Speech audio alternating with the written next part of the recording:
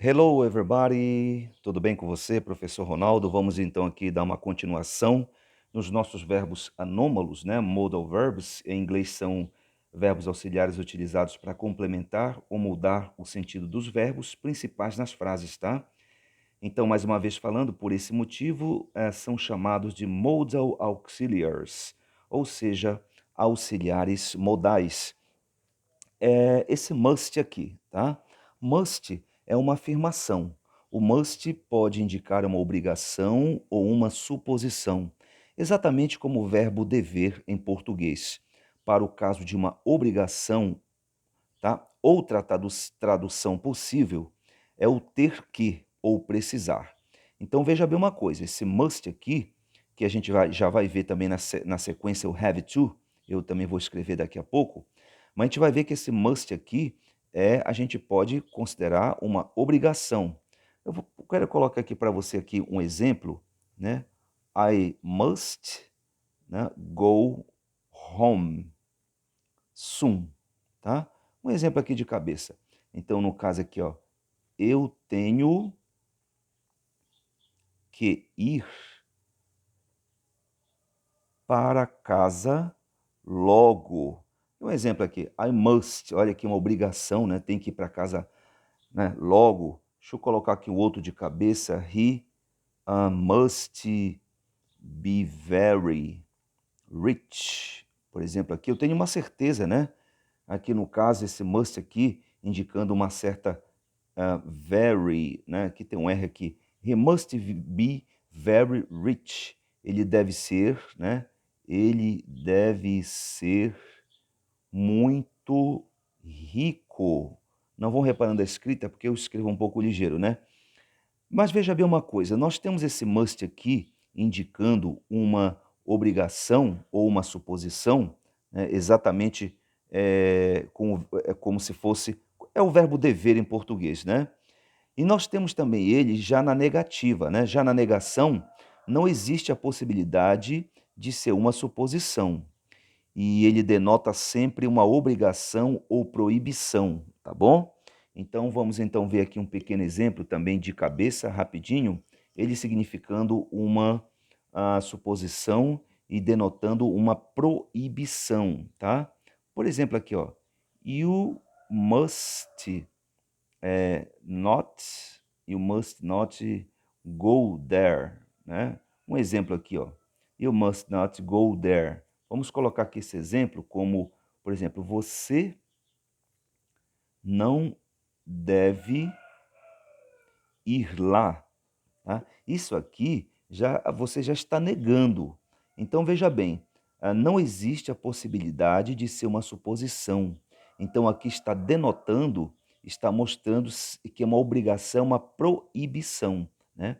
O professor está dando aula, o aluno pede para ir ao banheiro, pede para uma secretaria, pede para ir embora, e o professor fala: "You must not go there", né? Você não deve ir lá. Então isso aqui é uma proibição, então não esqueçam. O must aqui significando uma, eh, né, na negativa, uma proibição, mas sempre lembrando que ele pode indicar, geralmente indica uma obrigação, tá? Exatamente como a gente tem no português, o dever, tá ok? Bom, eu quero aqui também comentar com vocês sobre o chamado have to. Vamos aproveitar aqui, tá?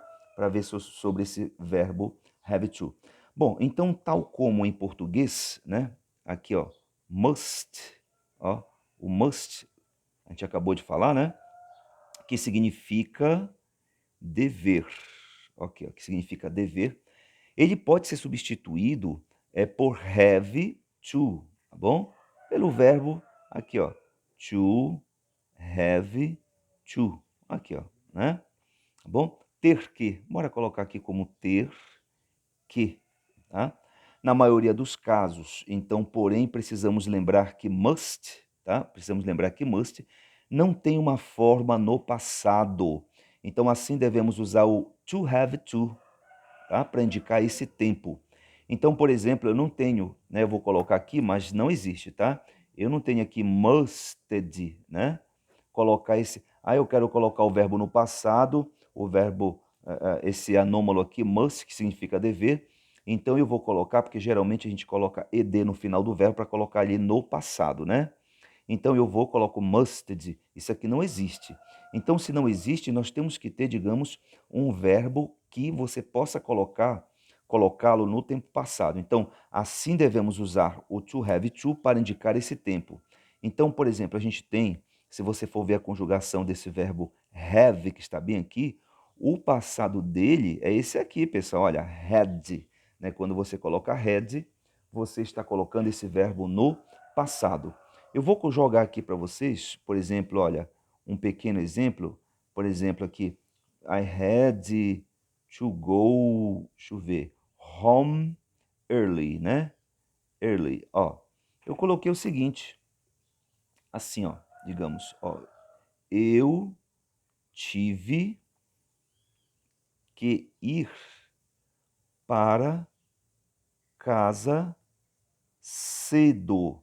Veja, aqui eu apenas coloquei, transformei, passei este to have para o passado, né? Porque o passado de to have, nós vamos ter aqui o had. Então, como eu falei para você anteriormente, eu não posso utilizar musted, um exemplo aqui, que isso aqui está errado, né? Então, eu já vou utilizar aqui to have to, né? Então, por exemplo, I had to go home early. Eu tive que ir para casa cedo. Então, veja bem, o passado de have, had. Deixa eu passar isso aqui para a forma, por exemplo, aqui uma forma I didn't. Aqui, ó.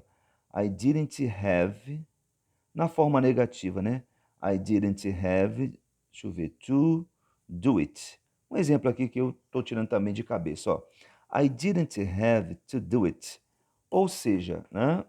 Ó, eu não tinha que fazê-lo. Bora deixar só até aqui, né? Olha, eu não tinha que fazê-lo. Então, para passar aqui para a forma negativa, eu coloco esse didn't antes do have aqui, ok? Então, só repetindo rapidinho, isso aqui é bem tranquilo, ó. Então, olha, eu tenho aqui o must, né? Tá? O must na forma afirmativa, ele aqui indicando uma obrigação ou uma suposição. Coloquei aqui dois exemplos. Aqui embaixo eu mostrei para você como passa para a forma negativa. Basta você colocar o not após este, né, must aqui, esse anômalo, né? Basta você colocar o not após ele. E aqui eu tenho uma outra forma também de utilizar este must, né, entre aspas, como uma obrigatoriedade, mas é muito assim para que a gente consiga passá-lo para o passado. Repito, você não iria utilizar must de que não existe, tá? Isso aqui é uma forma grotesca, mais bruta que eu estou passando para vocês, mas é para você entender que para você ter, digamos, no passado uma obrigatoriedade, né? Então você coloca esse have no passado aqui. Então, ó, I had to go home early. Eu tive que ir para casa cedo. Aí eu quero passar essa frase para a forma negativa. Então basta eu utilizar esse didn't, ó. I didn't have to go, I didn't have to do it. Eu não tinha que fazê-lo, tá bom? Isso aqui é tranquilo, tá? Veja bem uma coisa aqui, ó. Por exemplo, devo usar esta gravata, né?